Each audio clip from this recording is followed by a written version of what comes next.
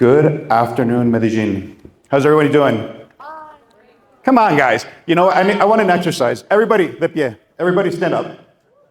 Come on, up, front row. Up. Shake it off. You've made it to the end of the day. Congratulations for being here. You have clearly an interest in entrepreneurship, in business, and innovation, so you've made it this far. Thank you for investing in yourself. Come on, shake it off, nice stretch out, get the blood flowing again. By a show of hands, actually, more importantly, we're gonna do a better exercise by reason of deduction here. There you go, Greg. How many entrepreneurs are in the room? Okay, stay standing up. Everybody else sit down. You get off easy here. Entrepreneurs, stay up.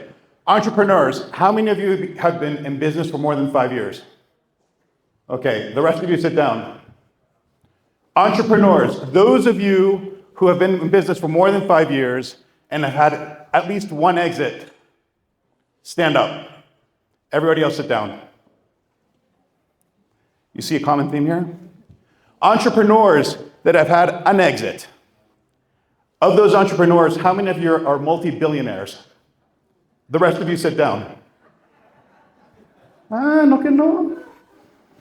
Well, that's just it. That's how competitive the landscape is. That's what you guys are dealing with. That's what you're competing with. And that's really what I came here to help energize and drive home a message around what it means to be an entrepreneur. The organizers have asked me to talk a little bit about mastering capital. I think you've done all that. I'm not gonna repeat everything that was said earlier today. Melissa, great presentation. I think you took a lot of the slides off of this so I can go really quick as a result of that. And we can actually start to focus on how do you operate the business?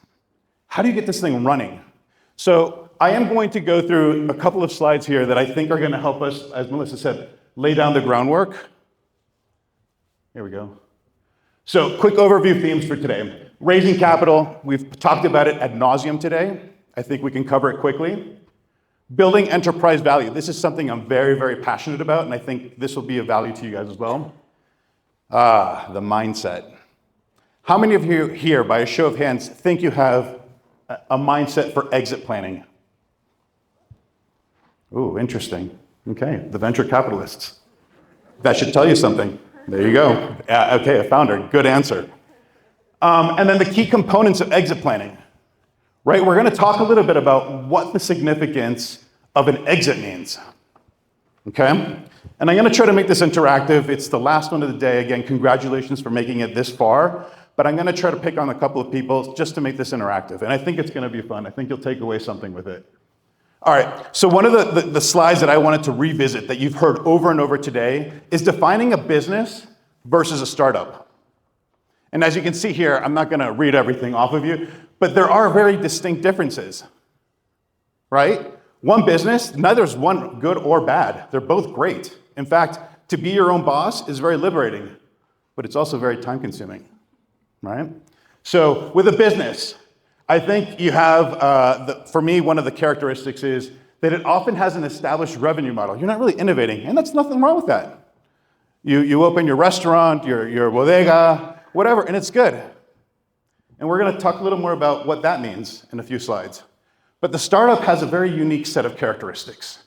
It's designed to roar, como un león. Roar! Let's get going, let's build this thing fast. You also have to understand that you have investors that you need to keep in mind. And the further along you come across your journey in entrepreneurship, right? The more people are gonna be in your ear about, all right, yeah, can we sell? I want an exit. A VC investor does not want a buy and hold strategy. They want a 10x return in no more than 8 years. Business owner, le reporta la jefa, right? It's a lifestyle, so that's good. So I think those are very interesting characteristics, typically in a high growth phase and rapid scaling. So really trying to solve problems quickly. All right, so another couple of slides here of key differences. I think these are been repeated over and over. The ones that pop out to me, from a funding perspective, businesses typically are bankable. What does it mean to be bankable? Well, it means you have a credit history, you have revenues, something that the bank can hold in case something goes south. Startups, not so much. Startups have an idea. Startups have a disruption, and startups are really built to, as I just mentioned, to scale rapidly. They're not very bankable. So often they're going to rely on people like the team from Spinnaker Ventures or Melissa or other venture capitalists are in the room, myself included, to basically say, we have an idea, we have a vision, we want to scale it, we want to grow it, we want to sell it. That's music to my ears. I didn't become a venture capitalist to be a nonprofit. I want to make money, and I want to make a lot of money. And I want to help people along that journey, sharing my experiences and hopefully changing the world. Kind of a characteristic of a venture capitalist, I believe. So hopefully you've had a chance to kind of go through these, but these are some of the profiles. The risk profiles are also a key indicator of differences. The risk profile for a business, it's significantly less risky. You know, it's already been done. You just did it somewhere else or a couple multiple locations. And then a startup has more of a higher risk, but greater opportunity for potential. Again, that exit, okay? So we've gone through this, the life cycles. You know, you have your J curve, as they refer to it in venture and investing and hedge funds as well. And that's where you see the different areas of investors. And they come in at different stages of your journey. And everybody has an idea. So I think one of the things that I'll mention here is it's really important as you scale and grow and find your funding that you're aligned with the people that want to invest in you. Right? I think it's important that your values are aligned. I think that the mission is aligned, that the exit is aligned. And then eventually those early investors, hopefully, if you strategically worked with them or picked them properly, they're opening doors for you that will help exponentiate that growth curve, as you see from the valley of death and up. So that's where you're starting to get more serious investors, and those where your accountability becomes a lot more consequential. Sources for capital, Melissa discussed these. I think slides are fun. I think they have nice images, but they're very same thing. Ultimately, you are the beginning of the company. You are the first source of your own capital. How much do you believe in your own idea? Are you willing to risk your mortgage? Are you willing to risk your own bootstrap, credit cards, life savings? Are you really ready to head up your friends and family? Right? If you find out that you're a great visionary, but you stink at operations, you got to go find a co-founder. Because how are you going to build that business? Right? That co-founder may also believe in the vision. And they may also put up a little bit of capital, but ultimately you're the driver. And as you grow and it starts to take off and you have a proof of concept, then you start to integrate the friends and family, and they're like, oh, mijo, I believe in you. Aquí está una lanita, no te la quemes todo. There you have it. Friends and family, and you build it, and you have a responsibility. These are friends and family. Your reputation's on the line, the friendships, the relationships. So you have no choice. And you will fail at certain points, but that's okay because it's a lesson learned. But assuming you continue to go up the ladder, angel investors, venture capitalists, early employees. Remember, as your business grows, the less of it you're going to own. And that's not a bad thing. Melissa mentioned that it's better to have, 8% of $30 million than 100% of nothing. I don't disagree. 100%. Investment bankers come in. Oh, those are the greedy ones. They want to sink their fingers. They want to get the best valuation. We're going to talk a little bit about valuation and the importance of it as well. And then once the investment bankers take their piece, then it's an IPO, a public offering, right? This now becomes announced in Bolsa de Valores. The general public can invest, and now those are your new partners, right? All right, moving along. Funding rounds, you know this. Grant, seed round, Series A, mezzanine, finance, IPO. We just went through that. Not my favorite slide. But here's some interesting, I like the logos. I'm a very visual person. But this will give you an idea of how you have access or some sources that you can find capital in. Crowdsourcing is a big one. Indiegogo, I mean, everybody knows it's been around for a while. They were innovators in their own space in their own right and continue to do a really good job. Then you got the VCs, the venture capitalists. Sequoias are very well known out of Silicon Valley. Scale Up Latam or Scale Up Labs is another great one. Banco Colombia, that's the debt. But that only becomes relevant when you're bankable. When you have revenues, when you have inventory, when you have something the bank can say, well, no, if that doesn't go so great, I'm going to take this and, I won't be happy, but we'll cut our ways. So the banks, typically debt is not a bad thing if you're using it you're using the leverage in a proper way, in a responsible way. Then you have, of course, foundations like the Bill and Melinda, the socialpreneur, they resonate more with socialpreneurships, non-profit kind of minded companies that are really trying to make an impact. They're grants through companies like, or organizations like the Bill and Melinda Gates Foundation, where they believe that their values are aligned to the mission of your company. Then there's cash flow. You generate enough cash flow with your business, and it's going to go. You start investing in research and development and growing the company. If I were to ask anybody in the room here, Google, everybody knows Google, right? Would you consider them a value company or a growth company? And when you give me the answer, I'd love to hear how you differentiate the both. Except the front row. Any in the audience? Come on, Google. Are they a value company or are they a growth company? Vamos, ayúdenme la mano. Mira, aquí, con el saco. Señor. ¿Google es qué? ¿Es empresa de valor o de crecimiento? Crecimiento. ¿Y cómo lo distingues? Financieramente.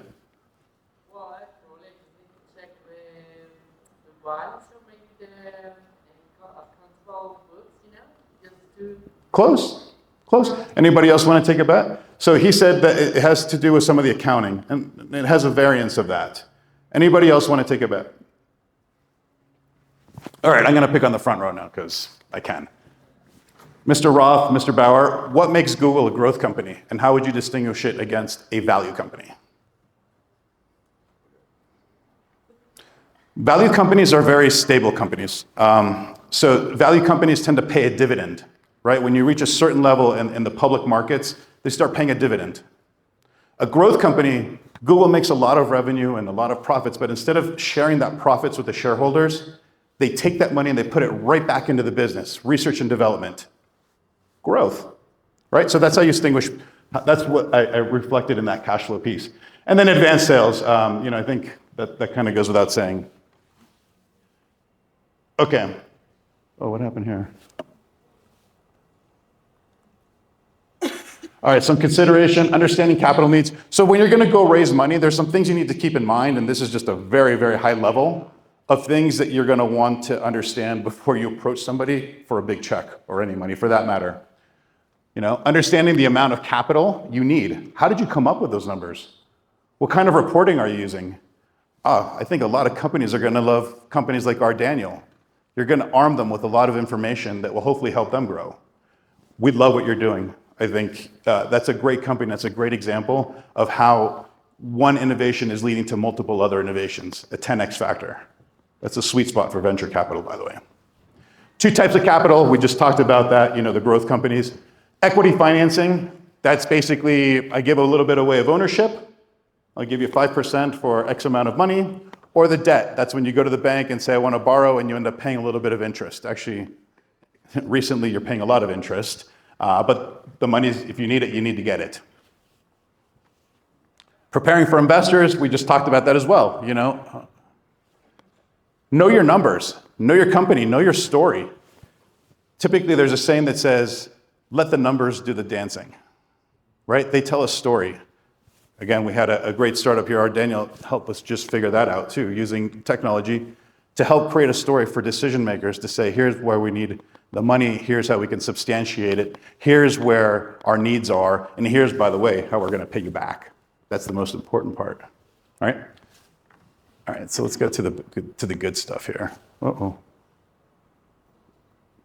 All right, building enterprise. So this is one of my most favorite topics. In fact, this is one of my expertise in exit planning. Building enterprise value. We've heard it across many of the panelists today, or the speakers today, but I'm going to bring it all together. Enterprise value has a very significant impact in how your company is valued, right? The enterprise value is what your buyer is buying. So if in the context of exiting your business, if you're the buyer of your own company, what would you want to look for? Well, that's easy. I want to make sure that the products are solid. I want to make sure that the market positioning is good, operational efficiency. You want to make sure that you have the right human capital, that you're surrounding yourself with the right people, but you also have hired the right people to do the job. So those are what I refer to as the 4 C's: operational capital, human capital, operational capital, and business capital. And I'll unpack those in a minute here. Revenue growth. So how are you tracking that? We talked about companies that are, building great technologies to help you decipher the numbers, tell the story that will ultimately help you attract more investors and continue your growth trajectory. Customer metrics, et cetera. Here we go.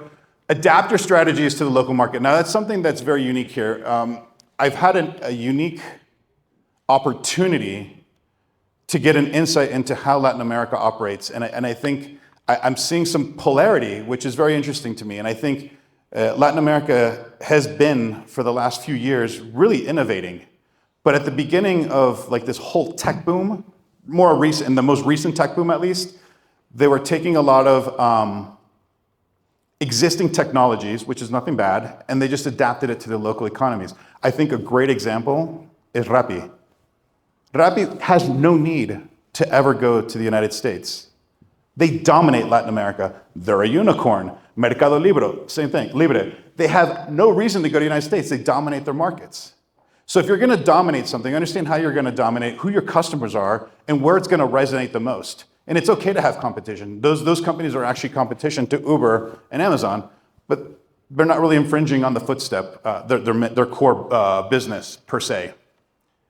Be a contrarian. I love that. I think a great entrepreneur is always a contrarian. And the more the people tell them no, the more stubborn they are to say, I can make it happen. We talked a little bit about, Greg talked a little earlier today about, the baby being ugly, and sometimes you have to know when to let go. But I think stubbornness is also a good quality, and there's a great balance. And my comment to deciphering both of those 2 comments is surround yourself with great people. Find great mentors. Find great accelerators, organizations that could help open your eyes to things that you may not have seen before. So the cultural factors are very important. Are you going to be a global disruptor, or are you going to be a regional disruptor? There's no right or wrong answer. Only you know what that is. I think the initial sight of when people say, I want to be a founder, they want to change the world, and I love that. But I think more importantly, the trait that attracts the most to me as an investor is contrarian, and founders that have scraped their knees before, fallen on the ground, got back up, the resilience. I don't typically invest in just the company. I actually put more emphasis on the founder. What's their story? How hungry are they? How resilient are they? So one of the organizers asked me to really kind of hone in on this. And again, there's no right or wrong answer, but there is some very key differences between lifestyle and significant. So of the entrepreneurs that stood up, that were in business for more than 5 years, where are you? Raise your hands real quick, please, so I can see you. Okay, we've got 1 here, 2, 3. There's some up in the front. Great. Thank you for participating. All right. So would you consider your business to be lifestyle or significant? That's a big question to ask yourself. And there's no right or wrong answer, but I think that also helps set the expectations, not just of yourself, but of your investors and the people that are supporting you along the way. Because if you're selling in this dream, but you're really working that one, that's not really fair to the people that are supporting you. You just need to understand how to define yourself. And I put some things here that I laugh here. I think the accountability is true. La jefa, if you're married, if it's applicable, no? La jefa decide. It's a lifestyle. We live a good life. We go on our vacations. We go to work. We do our things. We raise our kids. We send them to nice schools. But that's it. We're not really looking to change generations. Startups, they got a lot of accountability. They got a lot of accountability. And depending on what stage you're on, where we go, shareholders, stakeholders, board members. Repeat, wash, rinse, repeat, wash, rinse, repeat. Because the bigger you get, the louder those voices become. Right? So really understand what are the key differences between your business. And that's fine. If you want to be a lifestyle, there's no judging. But make sure that as you present yourself, that you're honest with yourself. If you want to transition from a lifestyle to significant, that's great too. In fact, we know a lot of people that can help you do that. So all of this has to do with driving enterprise value. Value is what's going to drive your multiple at your exit. So some of the mindset for that is, we just talked about a few of those points, which is put yourself in the shoes of the buyer as the business owner. What would you want to see out of your business? What are the numbers? If I'm buying your business, Oscar, you're going to sell me your business. Jorge, I want you to buy my business. Great. Tell me a little bit about it. And Oscar tells me, well, we've been in business for X amount of years. We have all these really dazzling, sizzling numbers. And I'm like, ooh, I don't like what I hear. Oscar, tell me a little bit. Who's your best salesperson? I am. Okay. So if I stroke you a check right now and you leave, what am I left with? If you're the best salesperson for this company. Okay? You guys get my point here? So put yourself in the shoes. If you're the strongest salesperson in your organization, your company's not going to get a very large multiple. Operations. Are you documenting the things that you're doing, the procedures that are helping you build success? Because there's going to come a point in your business, well, you may not be ready to sell. You may need to grow, and you've reached the point where you can no longer grow organically. Then you need to start buying businesses to roll them up into your organization, something that complements your business, right? And at that stage, in order to make that seamless, you need to have SOPs, as we call them, standard operating procedures, documented. Here's the way we're going to roll up the companies. Here's the managers that are going to run that piece. We talked about one of those C's, the four capitals, right? Human capital. Do you have the right team in place that when you say, Oscar says, I'm going to go buy this company, and Greg, I want you to run it. Does Greg have the ability to roll those up for you while you continue with the vision of the company, right? So that's the operational capital. That's something that's extremely important when you're being evaluated for a purchase, right? The business, the social capital. How are you in the community? How does the community see you? Are you polluting everywhere you go because your factories? There's a factory. How many of you here are familiar with sriracha sauce, the hot sauce they use in California? Super hot. Well, did you know their factory in California was burning so much chile, ají, they call it here, right? Chile. It was annoying the neighbors. It had this really pungent smell all around, just on the outskirts of California. And on really humid days, the entire, four towns would reek of chile. That's not very good social capital. You're not very well regarded by your neighbors. So if I'm buying that company, well, why do I want a stinky company? I'm going to buy the company and I'm going to be hated. They're going to drive me out of town. So the social capital, how are you integrating the company within the community? Are you doing charitable work? Are you going to sponsor events? Are you getting your name out there? Are you helping to do good? We're now in a time, and I think it's very important, that a lot of social capital is important in whatever it is that we do, right? It humanizes the business. And that, to a seller, is a huge advantage because the buyer says, great, I'm buying a turnkey operation that the day Oscar leaves, I turn the switch, turn on the lights, and generating revenue on day one. So I hope you're following me in terms of the importance of understanding your 4 C's. Okay? Harvesting wealth. In the United States, I'm going to assume it's not too different here in Latin America, but in the United States, 80% of a business owner's net worth, like everything that they're worth, is in the business. So you work 20 years in your business, 30 years in your business. How do you get that money out? Gracias. How do you get that money out of the business? How do you harvest the wealth? Do you know your options? What are your options? How many options? Who should you be talking to? Excuse me. Hint, I'm one of those people. Who are the players in the organizations that are going to make your organizational value? Oscar hired Greg. Greg is shown full capability of running businesses and rolling them up. And if I'm buying the company, Oscar says, I'm out, but Greg will stay, and just got to make the deal sweet. Great. This makes the operation even better. Because that makes an exit for you very delightful. You stick around for another year, slow retirement out, you've gotten your $150 million check. Greg is happy, he now has shares in the new company, he's operating, he got a promotion. Those are valuable employees. That's the human capital. So these are some of the things that will trigger what is the mindset. I think it's really important, though, that it's not all about the business, that you understand that it's not all just about the business. There's a concept of the three-legged stool. And I'm going to cross over this one real quick.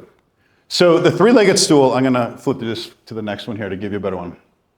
Maximizes transferable business. And I'm going to go back and forth here. Addresses operational controls to ensure the business has a turnkey operation. We just discussed that. Personal. Every day is Tuesday, Oscar. What are you doing? We talked about this last night. Every day is Tuesday. What are you doing with your time? Oh, I'm going to go build a house. Where? In the mountains. Great. Then what? Every day is Tuesday. What are you going to do? Build a house. I just told you. Okay, is that going to take 50 years to build a house? What else are you going to do? I don't know. I have a plan. The business isn't ready to sell. It's just not. Okay, you have $150 million. You don't know what you're going to do because every day feels like Tuesday to you. What are you going to do with $150 million? There you go. So he has a plan. That's an excellent example. He has a plan. And entrepreneurs, by the way, and we're going to touch on this in a second, entrepreneurs should be wanting to exit. I want in, I want to grow, and I want out because I have a book full of ideas that I want to execute on. And I'll tell you what, $150 million is going to be very easy for me to do whatever I want to do next, whether it's build another company or involve my children who have no interest in what I'm doing now, but have their own ideas about being entrepreneurs. I'm now changing a generational legacy. That is so huge. That is huge. So these are important questions. If you can't answer these questions with any level of confidence, your business is not ready to sell. So here are the three legs of the stool. Maximizes transferable, ensures owner is financially prepared, we just talked about, and ensures that a plan for what's next. These are huge questions you need to be addressing. And once that is ready, you are ready to take your business from just a business to a significant business. All right, so connecting all the dots. So most small businesses are typically passed down from one generation, hoping the market demands it over time. But what happens when, I just mentioned, the kids don't want anything to do with you? They don't want the bodega or the chain of bodegas, because we're thinking big here, right? They don't want the chain of bodegas that you built, the supermarkets that you built. Okay, well that doesn't mean you can't sell. How are you going to get your 80% wealth out of that business? Well, you got to start preparing it. And there's a saying that we say in the exit planning community, which is exit planning is just good business strategy. Whether you're ready to sell now, well, you really shouldn't, but or in a couple years or down the road, exit planning is just good business strategy. Why? Because you're continuously adding value to the company. And once you've identified those areas that you want to be focusing on, the 4 C's, by the way, and once you start focusing those and getting those really good, you're going to come to a gate, a point where it says, all right, do I want to sell or do I want to stay? And that's a beautiful question to be able to ask yourself because the business is ready. I know exactly what I'm going to do because every day is Tuesday, and I know exactly how I'm going to spend my $300 million. You have a wonderful decision to make. Do I want to stay? Many times we've worked with business owners that get to the point where I want out. Jorge, get me out of here. Estoy harto. I don't want any more to do with this. All right, well, good exit planning is going to take you anywhere between 3 to 5 years. So you have to plan ahead. And once you have that in mind, these are true case studies. The business owners gets to that point of the decision. Do you want to stay or do you want to go? And they get so invigorated in the process because they've been working the 4 C's all along this path to the point where I feel like I'm reborn. This is like my new baby. I'm so excited. I don't want to leave. Great. How are you going to grow? Because you haven't been able to grow anymore. I don't know. You tell me. Well, let's go buy some companies and start rolling them out. Let's make Greg Bauer earn his paycheck. Greg, we're going to go on a shopping spree. Get your time. We're going to go on a shopping spree. We're going to start buying some businesses, and that's continuously adding value. That value add, by the way, is generating a multiple for your exit. And what's going to happen is that when you are ready to sell your business, and this is not just traditional, this is more the venture capital, the startups, those are more accelerated. I'm talking about the traditional business entrepreneurship. But there's going to come a time where the buyer is going to come with their team of lawyers, their team of investment bankers, their team of advisors, their accountants, and they're going to look at your business and they're going to go, the buyer's going to say, go to town, get me the best deal possible. And because Oscar hired me, these guys are doing their due diligence, and they get to the point where, like, you know what, Mrs. Buyer? There's no discount here. What do you mean? No, I mean, we tried to pick at every one of these things. They don't call them the 4 C's. I call them that to make it tangible. But we poked all the holes that we can in the business, and this thing is turnkey. In fact, Mrs. Buyer, says the advisors, chances are you're going to have to pay a premium because we're not the only ones in line. And as the representation of Oscar, I'm going to say, you're welcome. Thank you for your offer. You're welcome to place a bid in a private auction, and the highest bid will win. And typically, that's now driving anywhere from the minimum of a 2x to anywhere up to a 12x of your cash flow in one check. Will that change generations? Absolutely. So I'm going to push along here really quick here. So we talked about these. These are the things I want you to take away, because these are the things that will put enterprise value into context. These are the things you should be looking at. And when you have all of those things taken care of, then you're able to kind of say, all right, I've reached the point now. I want to sell. I'm ready to step away. I did leave some time here for some questions and answers, because I really am passionate about this. I can't tell you enough how many times we meet with business owners, entrepreneurs, even founders, because this is very applicable, by the way, to startups. The difference with startups is, because of the help of accelerators and venture capital, they're already thinking this, but they're not putting in a framework. They don't put it into the context of, what are the value drivers? What are we going to place the highest value on this business for? And how are we going to make the buyer pay, and pay very big? So if that doesn't excite you, then maybe entrepreneurship isn't for you. And I don't mean to see so black and white, but that's it. You want to harvest your wealth. You spend all of these years working in your business, your baby, caressing and feeding and waking up in the middle of the night, and the client calls, and the drama, and then the good times were great too, but like, how are you going to be compensated for that? And that's the difference between a lifestyle business and a significant business. And my hope is that if you're able to walk away with something here, is that I've driven you or motivated you to want to drive a significant business. Oh, right on time, boom. All right, so key takeaways. Know what kind of business you're looking to, regardless of whether you have a traditional business, startup, enterprise value. Takes the regular, we just literally said this. If you're going to use value acceleration in your business, it takes relentless execution. You have to have a framework, right? What am I doing to drive those 4 C's? How am I working on my 3 legs of the stool, by the way, right? It's a lot to juggle. That's why 3 to 5 years is the right runway that you need to really build that business to something significant. So I leave you with these thoughts.